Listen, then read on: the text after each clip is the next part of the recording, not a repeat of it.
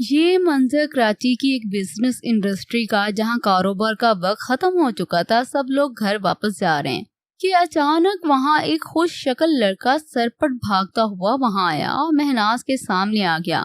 ناز excuse me, ناز، مہناز یار رکو، if. دونوں نے یک زبان کہا، کیا ہے صفی، کیوں طوفان کی طرح آئے ہو؟ سر توڑ دیا میرا، مہناز نے غصے سے دانت پیسیے۔ یار کب سے تمہیں آوازیں دے رہا ہوں، بندہ سن ہی لیتا ہے، پر تم ہو کہ طوفان میل بنی ہوئی گھوم رہی ہو۔ صفی نے سانس بحال کرتے ہوئے جواب دیا، مسٹر سفیان ہو گئی بکواس، اب میں جاؤں؟ نازی ہو کیا گیا ہے تمہیں؟ مجھ سے کوئی غلطی ہو گئی ہے، کیوں خفا ہو؟ سفیان نے حیرانی سے پوچھا۔ میں کسی سے خفا نہیں ہوں، بس ایسے ہی ہوں۔ ہو تو تم خفا، اور میں کوئی کسی نہیں ہوں، دوست ہوں تمہارا۔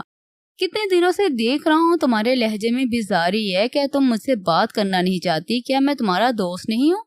کچھ نہیں ہو صفی، تم بولو بات کیا ہے؟ میں تمہاری دوست ہوں اور ہمیشہ رہوں گی، بس طبیعت ناساز ہے کئی دن سے۔ کیا مطلب ہے طبیعت خراب ہے؟ تم نے بتانا بھی ضروری نہیں سمجھا، یہ دوستی ہے؟ چلو اب میرے ساتھ، ہم ابھی ڈاکٹر کو دکھائیں گے، چلو۔ سفیان نے جلدی سے اس کا ہاتھ پکڑ کر چلنا شروع کیا۔ صفی رکو سفیان۔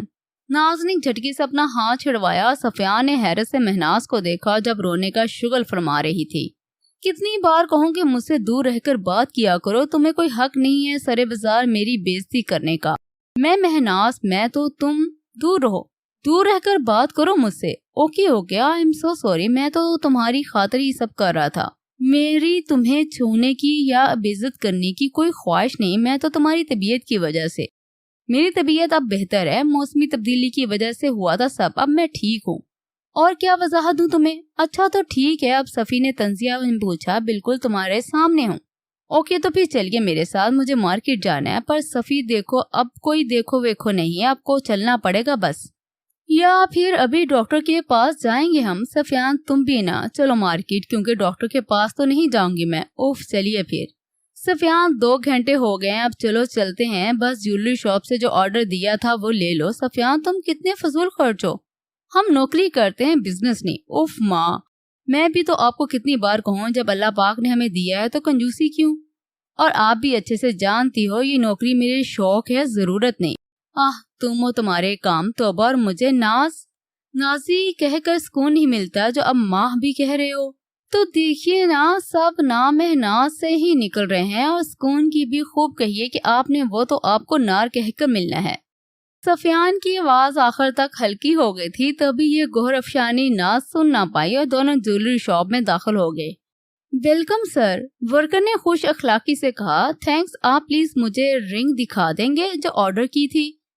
شور سر آپ کی رنگ دیکھ لیں، آپ کی پسند کے مطابق ہے بالکل۔ چلیے دیکھتے ہیں۔ اور ساتھ ہی سفیان نے ناز کا ہاتھ پکڑا جو انگوٹھی کو ستاشی نظروں سے دیکھ رہی تھی، فوراً چونک گئی۔ اس سے پہلے ناز کچھ کہتے ہی سفیان نے اسے انگوٹھی پہنا دی، جس کی آنکھیں حیرت کے باعث پھٹ گئی۔ واہ بھائی، یہ تو واقعی بہت اچھی لگ رہی ہے، تمہیں کیسی لگی؟ سفیان یہ تم کیا؟ اس سے پہلے میں ناز بات پوری کرتے سفیان نے انگوٹھی واپس اتار لی۔ یار بس چیک کر رہا تھا کہ میری دلربا کے لائق بھی ہے کہ نہیں، پر دیکھو تمہارے ہاتھ میں اتنی جچی ہے، اس کے ہاتھ میں جانے کے بعد اس کی تو قیمت ہی دگنی ہو جائے گی۔ دلربا؟ ارے بھول گئی، بتایا تھا کہ میں کافی عرصے سے ایک لڑکی کو پسند کرتا ہوں، وہی میری دلربا ہے۔ اب بس جب میں اس کو پرپوز کروں تو اللہ کرے وہ مان جائے۔ نازی تم دعا کرنا میرے لیے کہ مجھے میری محبت مل جائے، ویسے کل اسے تم سے ملوانے لاؤں گا، ملو گی نا؟ سفیان کی آنکھوں میں ایک چمک تھی، شرارت بھی، جسے نازی سمجھ نہ پائی۔ بالکل کیوں نہیں، نازی کا دل کیا وہ دھاڑے مار کر روئے۔ اس کا دل کیا کہہ دے، اور میری محبت کا کیا؟ مہناز نے افسوس بھری نظروں سے خالی ہاتھ کو دیکھا۔ چلو چلے نازی، سفیان نے رنگ پیک کروا کر ناز کو کہا جو وہیں جمی سوچ میں غرق تھی۔ ہاں چلو، دونوں شاپ سے نکل گئے۔ سفیان کے پاس اپنی گاڑی تھی، دونوں اس میں بیٹھ گئے تو سفیان نے گاڑی چلا دی۔ راستے میں مہناز نے اپنے پرس میں سے ڈائری نکالی، اس پر لکھنا شروع کر دیا۔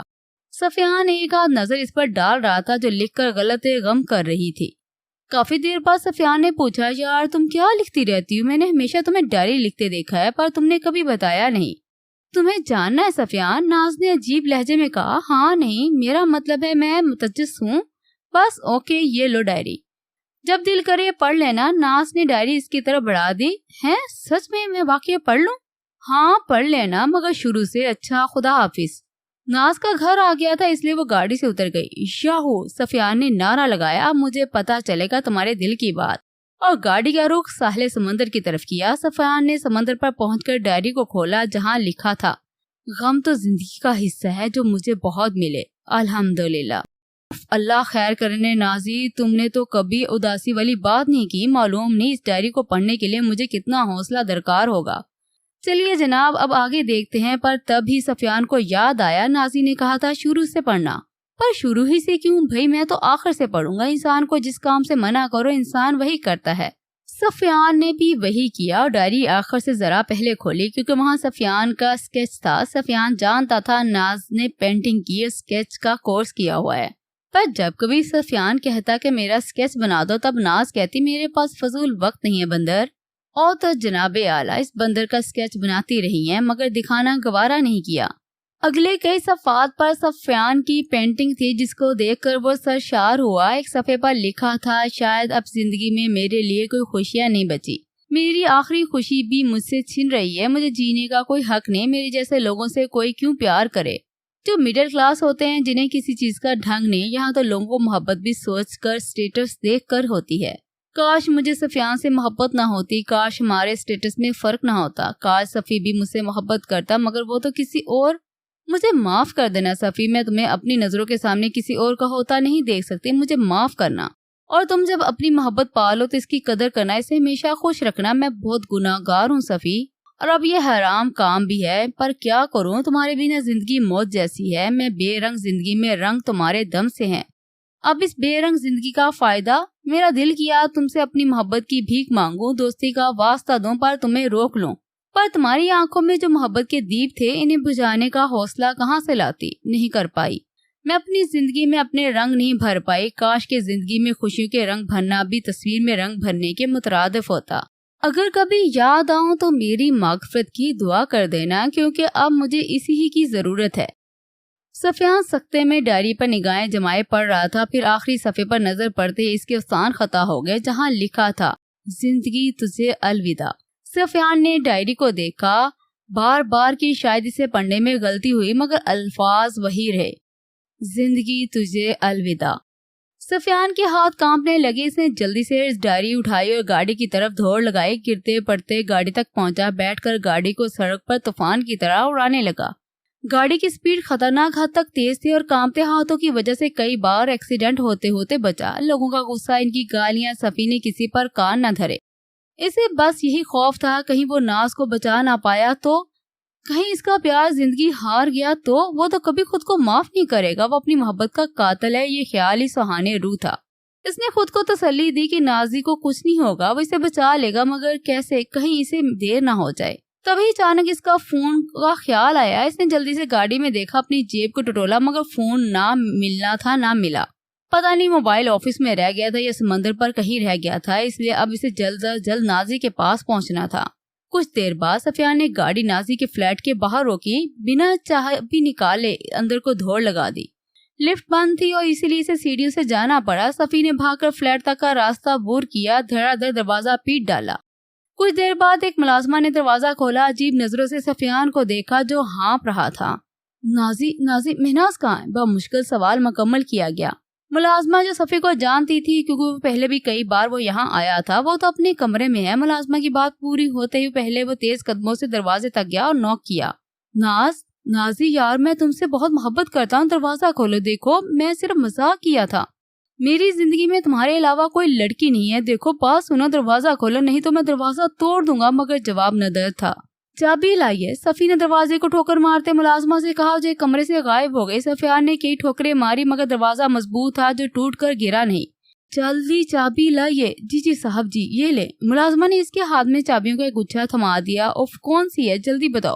صاحب جی پتہ نہیں، میں دیکھتی ہوں۔ ملازمہ نے چابی دروازے میں لگائی، ایک کے بعد دوسری کے بعد تیسری۔ اس سے پہلے وہ ایک اور چابی کی کوشش کرتی، صفی نے اسے ہٹنے کا کہا، کچھ پیچھے کیا اور وہاں سے دوڑ لگا کر دروازے کو لات ماری تو دروازہ کھل گیا۔ سفیان نے خوشی سے لپ کر دروازہ ہٹایا اور اندر آیا تو ساکت ہو گیا۔ 2 سال پہلے۔ کبھی کبھی میں سوچتی ہوں اگر دنیا میں صرف انسانیت ہوتی تو کتنا اچھا ہوتا، نہ نفرت، نہ محبت، نہ رشتے، نہ ناطے، صرف انسانیت ہوتی۔ اس کی بنیاد پر ہم ایک دوسرے کو جانتے اور پہچانتے۔ ضرورت کا خیال رکھتے مگر پھر خود ہی سمجھ جاتی ہوں، مان جاتی ہوں کہ انسان تو سدا کا ناشکر ہے، کم ملے تو زیادہ کا حرص، زیادہ ملے تو ضائع کرنا۔ انسان تو وہ ہے جو من سلوا سے اکتا گیا تھا تو اللہ پاک نے اسے زمین پر ہی اناج دیا۔ انسان کو ایک ہی چیز سے اکتا جاتا ہے تو وہ تو انسانیت نبھاتے نبھاتے بھی اکتا جاتا ہے۔ انسانوں کو زندگی میں سب چاہیے، وہ نہ پوری طرح خوش رہ سکتا ہے نہ مکمل غمگین۔ اماں ابا کی موت کے بعد زندگی سے نفرت ہو گئی تھی، چاہا کہ مر جاؤں مگر موت بھی اپنے وقت پر آتی ہے۔ اللہ کرے مجھے پہلے موت آ جائے، کہیں ایسا نہ ہو کہ جب مجھے زندگی کی خواہش ہو تب موت میرے سرہانے کھڑی ہو۔ کاش کہ میں بھی کسی شہزادے کی شہزادی ہوتی، سب پر راج کرتی، شہزادہ مجھ سے پیار کرتا، میرے پاس کوئی تکلیف نہ بھٹکتی۔ مگر اسی بات پر ہنستی ہوں کہ غم تو راجہ ہے، مہاراجہ کو بھی ملے ہیں، انسان آنسو تو شہزادوں نے بھی بہائے ہیں، تو کیسے ممکن ہے کہ دنیا میں کوئی ایسا منصب، ایسا عہدہ ہو جہاں غم نہ ہو۔ واہ واہ واہ، کیا لکھتی ہو تم نازو، قسم سے مزہ آ گیا۔ اینا جو مہناز کی دوست تھی ڈائری واپس رکھتے ہوئے کہا، اچھا۔ مہناز نے بجھے لہجے میں جواب دیا اور سوچا، اب تو میرے زخم بھی لوگوں کو بھلے لگتے ہیں، کاش کوئی ہوتا جو میری روح میں اتر کر دیکھتا کہ آخر میں جان کس کس عذاب میں ہے۔ ناز، اینا نے اسے جھنجھوڑ ڈالا۔ ہاں کیا ہوا؟ یار میں تمہیں کچھ کہہ رہی ہوں، تم ہو کے پتہ نہیں کہاں کھوئی ہو۔ اینا نے ناراضگی سے کہا، اچھا بابا بتاؤ کیا ہوا؟ حازم کا فون آیا تھا، اینا نے جوش سے بتایا، مگر اس کا جوش تب ٹھنڈا ہوا جب مہناز نے کہا، تو صرف تو تمہیں پتا ہے کہ ہم دونوں ایک دوسرے سے عشق کرتے ہیں اور تم ہو کے تو شادی کیوں نہیں کر لیتے؟ مہناز نے سوال کیا۔ یار تمہیں معلوم ہے ابھی وہ یہ خرچے افورڈ نہیں کر سکتا، لیکن کل میں اس سے ملتے ہی بات کروں گی۔ کیا تم کل اس سے ملنے جا رہی ہو؟ کیا تم اس سے ملنے جا رہی ہو؟ ہاں، پر تم ایسے کیوں پوچھ رہی ہو؟ اینا تم اس سے ملنے نہیں جاؤ گی، فون پر بات کرو، مگر ملنے نہیں، تم نہیں جاؤ گی۔ دیکھو زمانے میں تمہاری ماں باپ کی کیا عزت رہ جائے گی، تم نہیں۔ بس کرو مہناز، ہم ہوٹل روم میں جا رہے ہیں، کسی پبلک پلیس پر نہیں۔ حازم کو میری عزت کا بہت خیال ہے، سو چل، ڈونٹ وری۔ چپ، تمہیں معلوم ہے کیا بول رہی ہو؟ اسے تمہارے نہیں اپنی عزت کا خیال ہے، تاکہ جب وہ اپنے ناپاک عزائم کو پورا کرنے کی تگ و دوگ میں ہو تو کوئی اسے دیکھ نہ لے، کوئی اس کی کوشش ناکام نہ کر دے، اس لیے تم نہیں جاؤ گی۔ ایسا نہیں حازم، اور میں جاؤں گی، بس بات ختم۔ اچھا تو تم جاؤ گی، یہ کیا تمہارا آخری فیصلہ ہے؟ مہناز نے سانس کھینچتے ہوئے خود کو پرسکون کیا۔ ہاں جاؤں گی، ضرور جاؤں گی، اینا نے ڈھٹائی سے جواب دیا۔ تو ٹھیک ہے، پھر میں انکل آنٹی کو سب بتا دوں گی۔ تم میرے ساتھ ایسا نہیں کر سکتی، میں تو تمہاری دوست ہوں نا، پھر میرے ساتھ کس بات کا بدلہ لے رہی ہو؟ اینا رونے لگی۔ دیکھو ہم ایک دوسرے سے بہت محبت کرتے ہیں، ہم ایک دوسرے کے بغیر نہیں رہ سکتے، اگر تم نے امی ابو کو بتایا تو میں مر جاؤں گی۔ ہاں سن لو، میں خودکشی کر لوں گی، میری اس حرکت کی ذمہ دار تم ہوگی۔ ناز نے افسوس سے اینا کو دیکھا اور کہا، شوق سے مجھے فرق نہیں پڑتا، کیونکہ خود غرض انسان مر ہی جائے تو اچھا ہے، خس کم جہاں پاک۔ اینا رونا بھلائے حیرت سے مہناز کا چہرہ تکنے لگی۔ خود غرض محبت کرنا تو اسے پانے کی کوشش کرنا خود غرض ہے؟ کون سی محبت؟ او اچھا، یہ ڈائیلاگز بھری محبت، تو اچھا ہے کہ مر جاؤ۔ اور ایک احسان کرنا، کسی خیراتی ادارے کو اپنے اعضاء عطیہ کر دینا تاکہ کسی کا بھلا تو ہو، شاید پھر اللہ بھی تمہیں اس حرام کام کرنے کی اتنی سزا نہ دے، کچھ کمی بیشی ہو جائے۔ مہناز تم نے تو خود بھی کبھی کسی کو چاہنے، کسی سے محبت نہیں کی، تو تم میری محبت کی راہ میں کیوں رکاوٹ بن رہی ہو؟ پہلی بات، میں نے کی ہے محبت، میں نے چاہا ہے اپنے ماں باپ کو، اپنے حقیقی رشتوں کو۔ دوسری بات، میری نزدیک یہ محبت نہیں جو انسان اپنے ماں باپ کی عزت کی پرواہ نہ کرے، کسی غیر کے لیے جان دینے کے لیے باتیں کرے، مگر ماں باپ اپنے سے جڑے رشتوں کو جو اس کی ذات سے اذیت ملے اس کی پرواہ نہ کرے، تو پھر اس حوث، ضد، جنون، فقط، کشش، کچھ بھی کہو، مگر محبت مت کہو، کیونکہ جو اپنے ماں باپ سے محبت کرتا ہے وہ دور ان کی محبت سمجھ نہیں سکتا۔ مجھے یقین ہے کہ وہ کسی سے بھی محبت نہیں کر سکتا۔ انہوں نے غصے سے دیکھا اور کہا، آئندہ مجھ سے بات مت کرنا، آج سے ہماری دوستی ختم، نفرت ہے مجھے تم سے اور تم نفرت کے ہی قابل ہو۔ ٹھیک ہے، مجھے پرواہ نہیں، خدا حافظ۔ اور اینا پاؤں پٹکتی نکل گئی۔ اس کے جانے کے بعد ناز کی آنکھوں سے آنسو بہنے لگے، جنہیں اس نے بے دردی سے رگڑ کر صاف کر ڈالا۔ کئی دن بعد، السلام علیکم، جی آنٹی کیسی ہیں آپ؟ وعلیکم السلام بیٹا، الحمدللہ میں بالکل ٹھیک ہوں، آپ سناؤ آپ کی طبیعت کیسی ہے؟ الحمدللہ میں بھی ٹھیک ہوں، مجھے کیا ہونا تھا آنٹی؟ اچھا بیٹا ذرا اینا سے بات کروانا۔